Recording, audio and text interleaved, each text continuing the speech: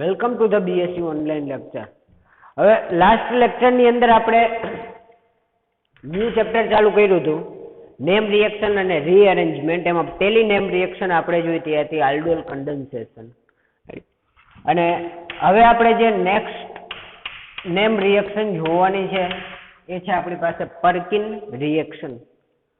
તો પર્કિન રિએક્શન શું છે એ આપણે ડેફિનેશનથી જોઈએ. તો પર્કિન રિએક્શનમાં conversion of an aromatic aldehyde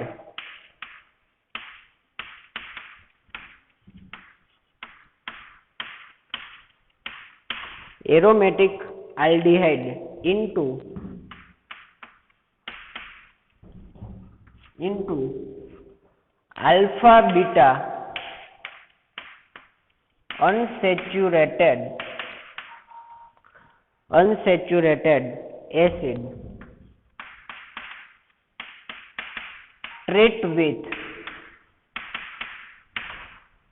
treat with an aliphatic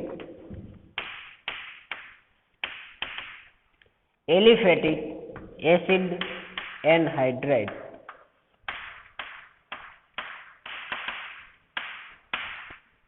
Aliphatic acid anhydride in presence of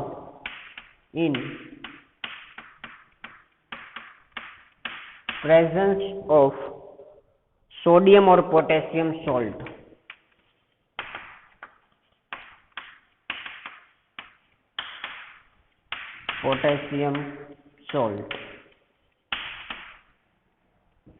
તો રિએક્શન આપણે જોઈએ એટલે આપણને ખબર પડશે conversion into aromatic aldehyde into alpha beta unsaturated એસિડમાં કન્વર્ટ થાય છે. કોણ? Aromatic aldehyde. તો એરોમેટિક આલ્ડીહાઇડ આપણે લઈ રિએક્શન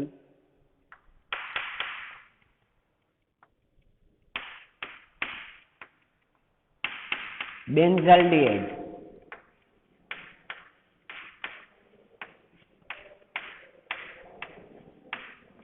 બેન્ઝાલ્ડીહાઇડ. હવે આ જે બેન્ઝાલ્ડીહાઇડ છે એની રિએક્શન આપણે કેની સાથે કરવાની છે? તો treat with an aliphatic acid anhydride. તો એલિફેટિક એસિડ એનહાઇડ્રેટ આપણે અહીં લઈએ એસિટિક એનહાઇડ્રેટ.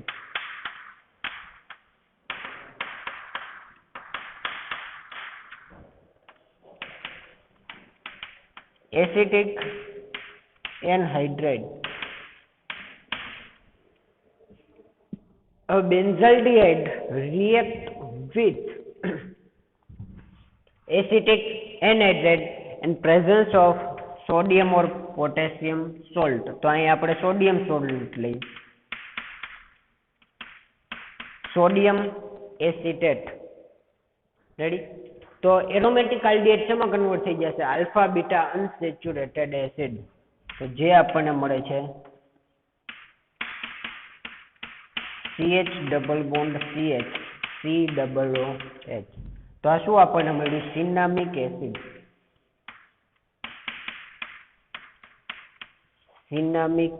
એસિડ. રેડી? તો આલ્ફા બીટા અનસેચ્યુરેટેડ મળ્યો, આલ્ફા બીટા અનસેચ્યુરેટેડ એસિડ જે કયો આપણને મળ્યો? સિનામિક એસિડ. તો આ રિએક્શન છે આપણી પાસે. હવે આજે આપણી પાસે પર્કિન રિએક્શન અને પર્કિન રિએક્શન કહેવામાં આવે. આના માટે ખાસ વસ્તુનું ધ્યાન રાખવાનું છે. આલ્ડીહાઇડ લઈએ હંમેશા કયો લેવાનો છે? Aromatic aldehyde. અને એની રિએક્શન હંમેશા એલિફેટિક એનહાઇડ્રેટ સાથે કરવાની છે. એરોમેટિક એનહાઇડ્રેટ લેશું તો ચાલશે નહીં. આવી રીતના જો લેવામાં આવે તો આ રિએક્શન આગળ થશે નહીં.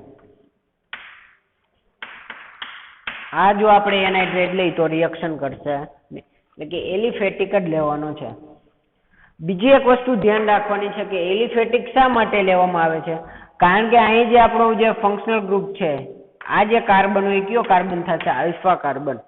કારણ કે આ જે કાર્બન હોય એ એસિડિક આ જે કાર્બન હોય એના ઉપર જે હાઇડ્રોજન હોય એ કેવા હાઇડ્રોજન હોય? એસિડિક હાઇડ્રોજન હોય. એટલા માટે એલિફેટિક એનહાઇડ્રાઇડ જ લેવામાં આવે છે. રેડી? એટલે ખાસ ધ્યાન રાખવાનું, જેની અંદર એનહાઇડ્રાઇડ ની અંદર આલ્ફા કાર્બન ઉપર હાઇડ્રોજન હોય એવા જ આપણે એનહાઇડ્રાઇડ લેવાના છે. એટલા માટે આપણે એસિટિક એનહાઇડ્રાઇડ લઈ શકો, પ્રોપિયોનિક એનહાઇડ્રાઇડ લઈ શકો, આવા કોઈ પણ લઈ શકો. તો આપણે મિકેનિઝમ જોઈએ આ બેન્ઝાલ્ડિહાઇડની એસિટિક એનહાઇડ્રેટ સાથે કેની પ્રેઝન્સમાં? સોડિયમ એસિટેટની પ્રેઝન્સમાં રિએક્શન કરી તો આપણને શું મળે છે? તો મિકેનિઝમ આપણે જોઈએ હવે.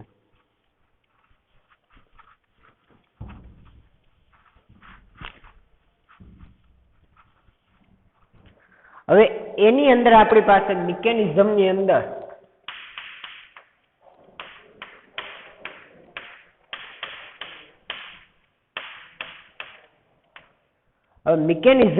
આપણી પાસે 3 સ્ટેપની અંદર છે. પહેલા સ્ટેપની અંદર જે આપણે સોડિયમ અથવા તો જે પોટેશિયમ સોલ્ટ લઈ છે એ શું બનાવે છે?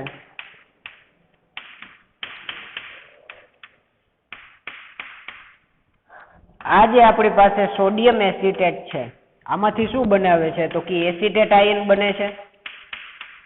સોડિયમ અહીંયાથી દૂર થાય તો આ શું બન્યો? Acetate ion.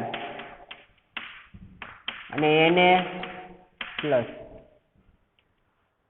હવે આ જે એસિટેટ આયન છે આપણી પાસે, રેડી?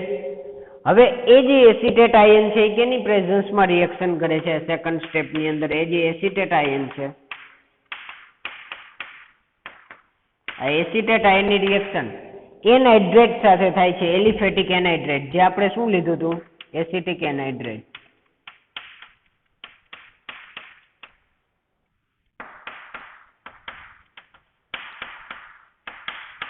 અહીં બંને આલ્ફા કાર્બન છે તો કોઈ પણ એક આલ્ફા કાર્બન પરનો એક હાઇડ્રોજન, કારણ કે એસિડિક હાઇડ્રોજન છે, અહીંથી રિમૂવ થશે અને કેની સાથે જોડાઈ જશે? ઓક્સિજન સાથે જોડાઈ જશે. અને આ જે બંને ઇલેક્ટ્રોન છે કેની પાસે રહેશે? કાર્બન પાસે. તો અહીંયા આપણી પાસે કાર્બ એન આયન જનરેટ થશે. શું જનરેટ થશે? Carb N ion.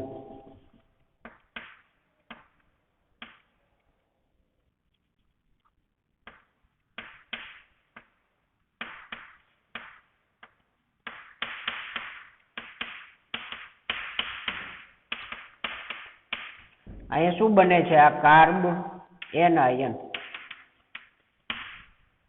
આ જે કાર્બ એન આયન બને છે આ આપણી પાસે શું બને છે? ન્યુક્લિયોફાઇલ.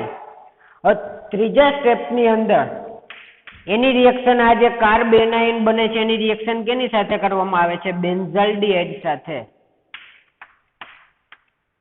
તો બેન્ઝાલ્ડિહાઇડ સાથે જ્યારે રિએક્શન થાય છે ત્યારે હવે આપણને ખબર છે આ જે કાર્બ એન આયન આપણી પાસે બન્યો છે,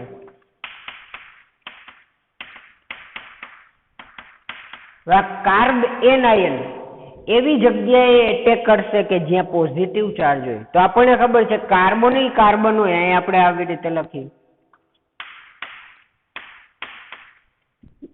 આ જે કાર્બન હોય કાર્બોનિલ કાર્બન, એમાં કાર્બન ઉપર હંમેશા કયો ચાર્જ હોય? પોઝિટિવ. કારણ કે અહીંયા શું થાય છે?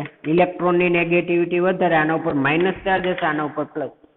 અહીં જે માઇનસ ચાર્જ છે જેવી રિએક્શન એ કાર્બ એન આયન સાથે કરશે તરત જ આ કાર્બ એન આયન કેની સાથે જોડાઈ જશે?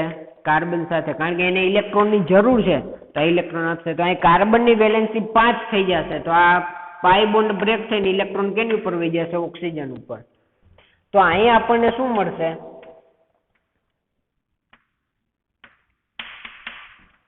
હવે કાર્બન સાથે ઓક્સિજન, કાર્બન ઓક્સિજન વચ્ચેનો પાઈ બોન્ડ બ્રેક થયો, ઓક્સિજન ઉપર માઇનસ ચાર્જ આવશે. હાઇડ્રોજન હતો એ એમનેમ કાર્બન સાથે અહીંયા લખી નાખી CH, અને આ કાર્બન સાથે અહીંથી શું જોડાશે? આ જોડાશે CH2 C double bond O C double bond O CH3 આ બનશે આપણી પાસે. હવે આની રિએક્શન આપણે કેની સાથે કરવાની છે? તો આ જે રિએક્શન છે અહીંયા જે આપણી પાસે એસિટિક એસિડ બન્યો હતો, અહીંયા શું થયું હતું? આપણી પાસે એસિટિક એસિડ બન્યો હતો કારણ કે H+ અહીંયા લઈ લીધો હતો, એટલે અહીંથી એસિટિક એસિડ બન્યો હતો જે અહીં આપણે લખી નાખવાનો CH3 C ડબલ OH. આ એસિટિક એસિડ નું હાઇડ્રોજન કોણ લઈ લેશે? આ ઓક્સિજન લઈ લેશે. એટલે અહીં આપણે આવી રીતે લખવાનું CH3COOH. તો આ જે હાઇડ્રોજન છે એ કેની સાથે જોડાઈ જશે? આપણી પાસે ઓક્સિજન સાથે જોડાઈ જશે અને શું બનાવશે અહીં? તો હાઇડ્રોક્સી ગ્રુપ અહીંયા આની સાથે જોડાઈ જશે. CHOH CH2 COO CH3. તો આલ્ફા કાર્બન આ beta carbon, beta hydroxy anhydride અહીં આપણને મળશે. Beta hydroxy anhydride.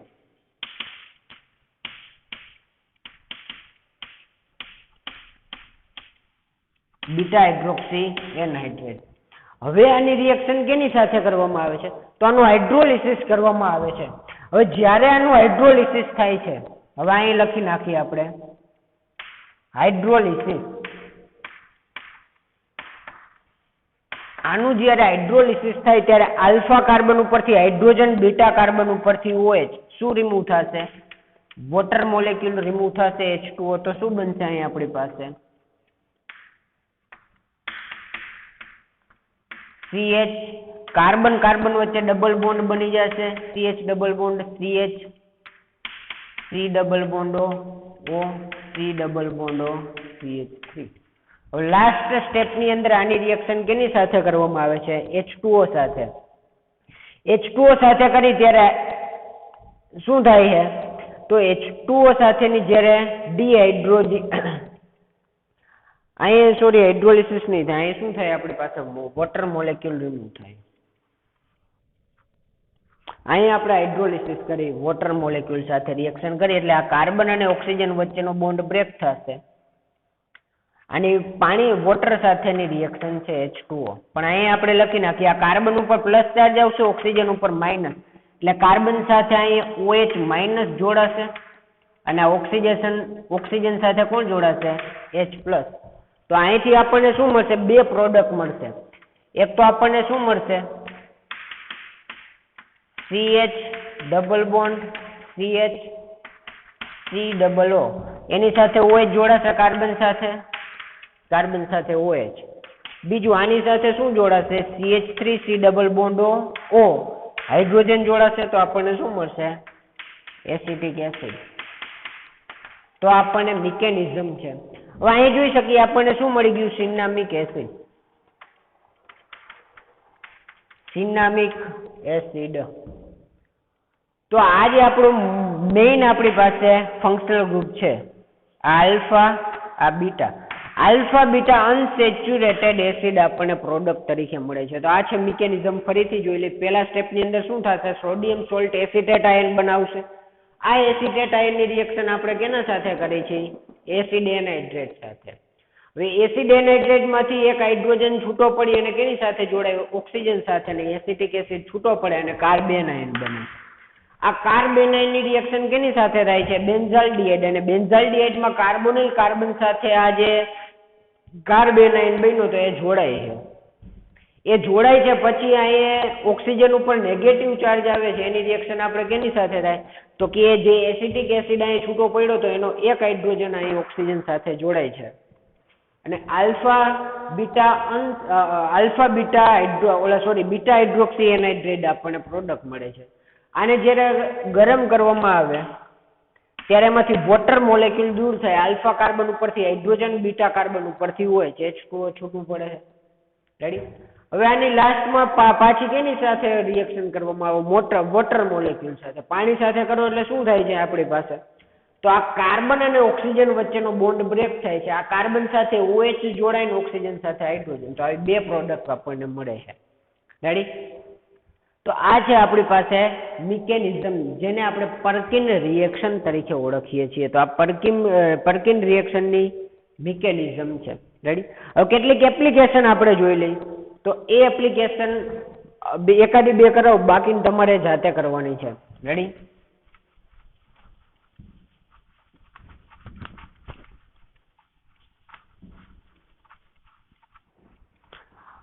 હવે એના જેવું જ એક્ઝામ્પલ લઈ મિકેનિઝમ તમારે જાતે ટ્રાય કરવાની છે. અહીં બેન્ઝાલ્ડિહાઇડની રિએક્શન હવે કેની સાથે આપણે કરી છે તો પ્રોપેનોઇક એસિડ સાથે, પ્રોપેનોઇક એનહાઇડ્રેટ સાથે CH3CH2 C double bond O C double bond O CH2CH3 આને શું કહેવામાં આવે છે પ્રોપેનોઇક એનહાઇડ્રેટ. આની સોડિયમ સોલ્ટ સાથે સોડિયમ એસિટેટ સાથે કરી તો હવે અહીંથી શું થશે તો સિમ્પલ એમને યાદ રાખવું હોય તો આપણે યાદ આવી રીતે રાખી શકીએ. જે આલ્ફા કાર્બન હોય ખાસ યાદ રાખવાનું, જે આપણો આલ્ફા કાર્બન હોય તો આ બે બાજુ આલ્ફા કાર્બન થાય એમાંથી એક આપણે લેવાનું. આલ્ફા કાર્બન ઉપરથી બે હાઇડ્રોજન રિમૂવ થશે, અહીંથી એક ઓક્સિજન દૂર થશે અને બંને કાર્બન કાર્બન વચ્ચે કયો બોન્ડ બની જશે ડબલ બોન્ડ. બીજું અહીંથી આપણી પાસે એટલું યાદ રાખવાનું કે આ જે કાર્બન અને ઓક્સિજન વચ્ચેનો બોન્ડ બ્રેક થશે, કાર્બન સાથે OH જોડાશે અને ઓક્સિજન સાથે હાઇડ્રોજન, તો આપણને શું પ્રોડક્ટ મળશે તો પ્રોડક્ટ આપણને આવી રીતની મળશે CH double bond C CH3 C double O H. તો આ જે આપણને પ્રોડક્ટ મળે એનું નામ શું થશે આપણી પાસે તો 2 મિથાઇલ 3 ફિનાઇલ એક્રેલિક એસિડ પણ આને કહેવામાં આવે. એક્રેલિક એસિડ શું કહેવામાં આવે એક્રેલિક એસિડ. તો આપણને પ્રોડક્ટ મળે છે. તો આ રિએક્શન છે, આ પણ પરકિન રિએક્શન જ. હજી બીજી એપ્લિકેશન તમારે જાતે ટ્રાય કરવાની છે. શું આપણને પ્રોડક્ટ મળશે રેડી? તો એમાંની એપ્લિકેશન ફર્સ્ટ એપ્લિકેશન છે આપણી પાસે સિનેમાલ્ડિહાઇડ.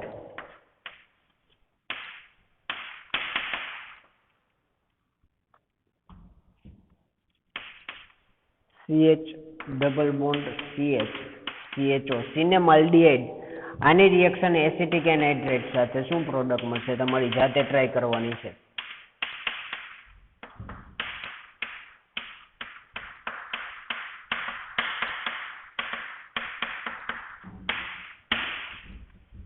બીજી એપ્લિકેશન છે આપણી પાસે ફ્યુરાન 2 કાર્બાલ્ડિહાઇડ.